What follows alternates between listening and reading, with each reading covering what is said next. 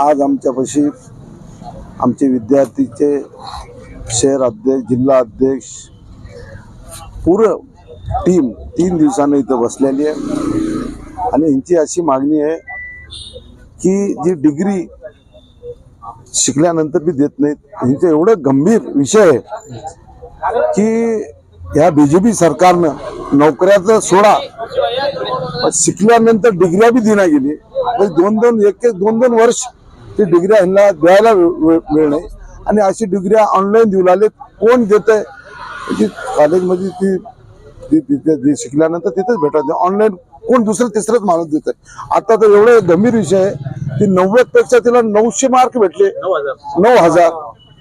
हे कोणचं शिक्षण आहे आणि कोण, म्हणजे एवढं भाजप सरकारने ह्या अशा लोकांना असं बसविलेलं आहे की जाणून बुजून, बीजेपी सरकारनं जाणून बुजून या विद्यार्थ्याचं नुकसान करू लागले.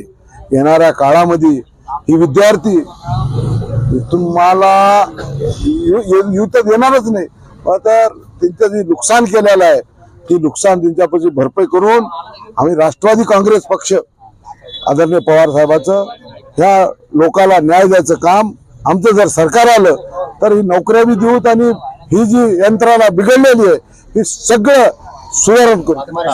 गेल्या 3 दिवसापासून तंत्र शिक्षण महाविद्यालयाच्या समोर राष्ट्रवादी विद्यार्थी काँग्रेसचे संघटना आमची, त्याच्या मार्फत राष्ट्रवादी विद्यार्थीतील सर्वच पदाधिकारी गेल्या 3 दिवसापासून विद्यार्थ्यांच्या मागण्या मान्य होण्यासाठी उपोषणाला बसलेले होते.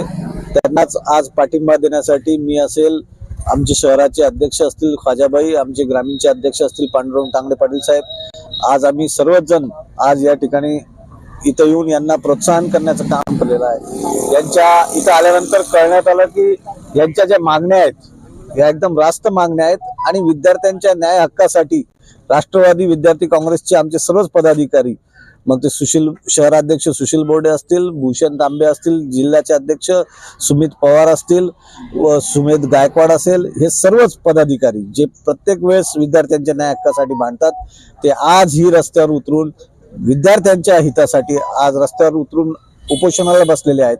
व आम्हाला आताच त्यांनी VCशी चर्चा करून त्यांनी ते 1 तारखेला काहीतरी मीटिंग भरवण्यात आलेली आहे. त्याच्यात त्या मीटिंगच्या अजेंड्यामध्येच यांच्या मागण्या त्यात घेण्यात आलेल्या आहेत. त्यांनाही कळलेलं आहे की बाबा हे विद्यार्थी ज्या गोष्टीसाठी भांडतात ती एक रास्त गोष्ट आहे व प्रशासनाकडनंच या गोष्टींची चूक झालेली आहे व आपण ह्याच्या पहिले त्यांनी अनेक विद्यार्थ्यांचं नुकसान केलेलं आहे.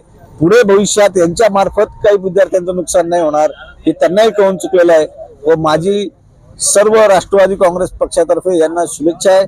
यांच्यासोबत नक्कीच हे विद्यार्थ्यांच्या न्याय हक्कासाठी भांडतील. गेल्या 3 दिवसापासून छत्रपती संभाजीनगर येथील डॉक्टर बाबासाहेब आंबेडकर तंत्रशास्त्र विद्यापीठाच्या उपकेंद्र कार्यालयामध्ये आम्ही या ठिकाणी उपोषणाला बसलेलो आहोत. आमच्या यामध्ये प्रामुख्याने मागणी अशी होती की जे विद्यार्थ्यांच्या हक्काचं जे कॅरी ऑन आहे ती कॅरी ऑन विद्यार्थ्यांना लागू झालं पाहिजे. त्यानंतर जे विद्यार्थ्यांची अचानकपणे जी रेमेडियल जी परीक्षा होती ती अचानकपणे बंद करण्यात आलेली आहे ती त्या ठिकाणी लागू केली पाहिजे.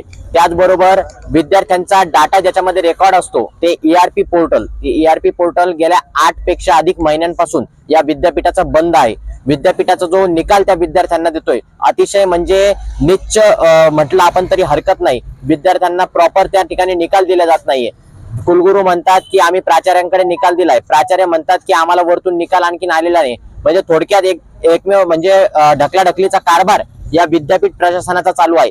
गेल्या काही महिन्यांपासून आम्ही त्या कार्यालयाला, उपकेंद्राच्या कार्यालयाला निवेदन देतोय. त्या ठिकाणी विद्यार्थी आंदोलन करतायत, परंतु याला कुठलाही प्रतिसाद या विद्यापीठ प्रशासनानं न दिल्यामुळे आम्हाला शेवटी संविधानिक पद्धतीने या ठिकाणी शांततेच्या मार्गाने आज आम्ही उपोषणाचा मार्ग अवलंबलेला आहे. या उपोषणाच्या माध्यमातून आम्हाला ते न्याय देतील. आम्ही कुलगुरूंना फक्त एवढंच बोलतोय की तुम्ही आमचे मायबाप आहात, तुम्ही आमचे पालक आहात, त्यामुळे आम्ही तुमचे लेकर आहोत. तुम्ही आम्हाला वाऱ्यावर सोडून जमणार नाही. तो आम्ही तुम्हाला सख्या आई वडिलांची उपमा देतोय, तर तुम्ही आम्हाला सावत्र लेखासारखं वागणूक देऊ नका. आमच्या या मागण्या मान्य करा, अन्यथा आज आम्ही शांततेच्या मार्गाने उपोषण करतोय.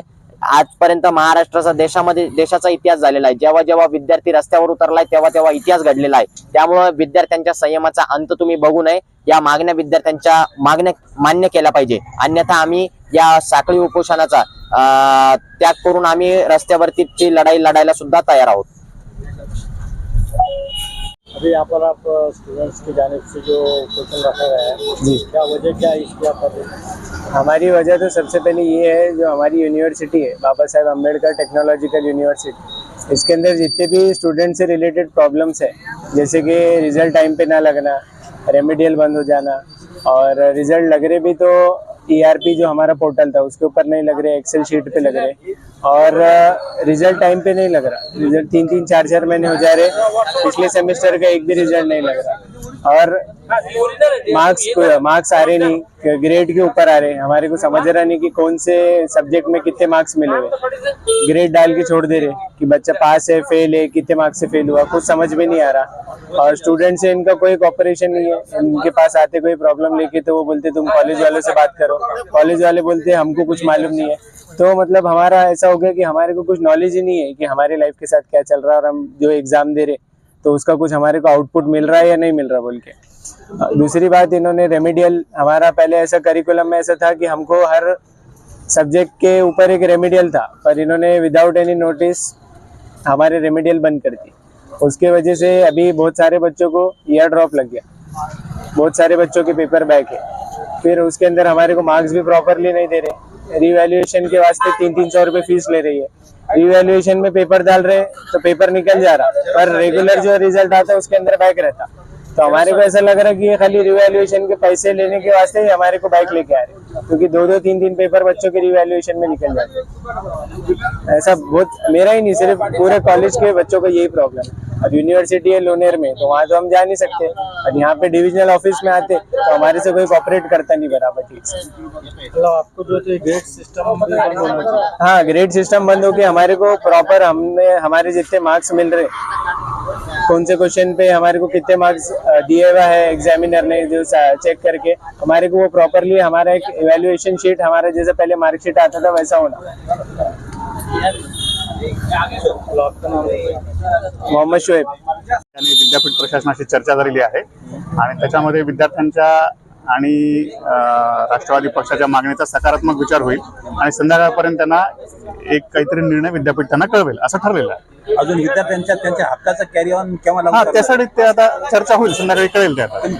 तुमची जी मीटिंग आहे तर त्या मीटिंग मध्ये विद्यार्थ्यांचे प्रतिनिधी असेल का? ते माहित नाही, ते प्रशासन ठरवेल ते, आणि जो निर्णय होईल त्यांना आम्ही सांगू त्याप्रमाणे. यांचे एक प्रतिनिधी त्यात कधी सांगतो ना मी, ते सांगतो ना तुम्हाला, ते प्रशासन ठरवेल आणि त्याचा जो निर्णय होईल ते आम्ही यांना कळवू. चल, धन्यवाद. हा, मी डॉक्टर ब्रिजेश अय्यर. काय पद काय आहे? हा, मी इथल्या विद्यापीठाच्या सेंटरचा प्रमुख आहे.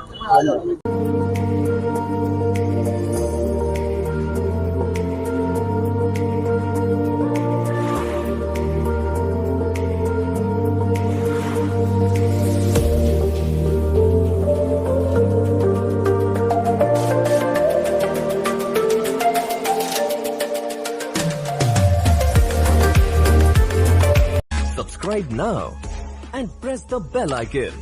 Never miss an update.